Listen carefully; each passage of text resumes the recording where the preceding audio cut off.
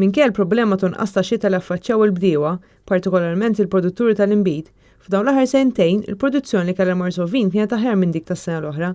Dan grazzi għall ammont kbir ta' xita li kellna tul din is-sena minn frar l-hawn wara bidu xogħol tal-aħħar. Minkejja dan tibqa' l-isfida l-kbira ta' riżors umani fil-qasam agrikolu b'nuqqas kbir ta' bdiewa jaħdmu fis-suq.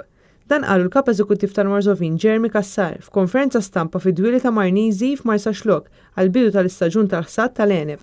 L-ikbar sfida hija huwa fejn ħankunu 10 snin oħra rigward dak li huma bdiewa. Il-bdiewa li qed fil-Kastana il-kontatt li konna dirett ovvjament ma' min jisupplixxi l-għeneb hemm l-inkwiet fis-sens li ma nafux fejn ħankunu daqs 10 snin oħra.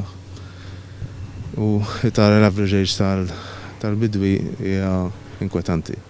Kassar saħaq li gżejjer Maltin m'għandhomx jiddependu fuq inbejjed u prodotti agrikoli barranin, iżda l-gvern għandu jinċentiva l-bdiewa. Xogħol tal-bidwi huwa xogħol diffiċli, hemm minnhom li ħafna passjoni f'dak ix-xogħol, jkun hemm ħafna minnhom li ilhom għaddejjin ġenerazzjonijiet, però jekk ma tagħtix inċentivi biex dak li jkun jista' jkompli jagħmilha ħafna mill-pajjiżi l-oħrajn tal-Ewropa, Franza, l-Italja jagħtu ħafna inċentivi. Malta għadna lura. Dawn il-problemi jitelfu l-indipendenza tal-prodott lokali u l-fatt li s-suq isostni s-settur stess finanzjarjament. Il-Marsovin bdiet bil-ħsad tagħha f'Lulju ġewwa dwieli tal-Wardija. Din hija l-ewwel vendemmja li ssir fl-Ewropa u b'hekk dan il-ħsad huwa l-aktar bikri minn fost il-produtturi Ewropej. Kassar żvela kif il-Marsovin ipproduċa l-ewwel merlo organiku li ma' għeneb se jinqata' proprju l-ġimgħa. Id-domanda l-inbejjed organiċi qiegħda tiżdied madwar id-dinja u jbassar li sa 5 snin oħra il-produzzjoni ta' għeneb organiku jirdoppja. More or less naħseb bħala kwalità fuq l-ħomor kien partikolarment tajjeb.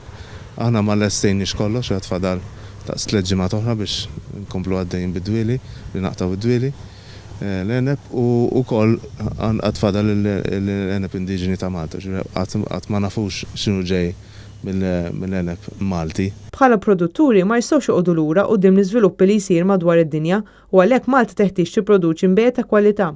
Iċ-ċertifikazzjoni DOC u IGT, Standards Ewropej ta' Kwalità, poġġew lil Malta fuq il-mappa internazzjonali tal-inbejjed.